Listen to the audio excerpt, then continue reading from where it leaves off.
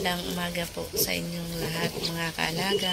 Ito nga pala, nagpapainom tayo ng tubig. Ayan, nilagay ko na yung batya nila. Nilalagyan ko yan ng tubig. Nung batya na yan, ng tubig. Ayan, nilagyan ko siya ng tubig.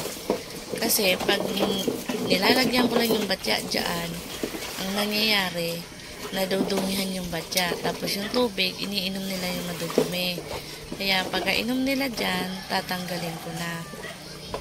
Para pag sunod kong lagay, malinis ulit yung tubig na magagamit, maiinom nila. Yan lamang po mga kaalaga. Please subscribe to my channel. Thank you.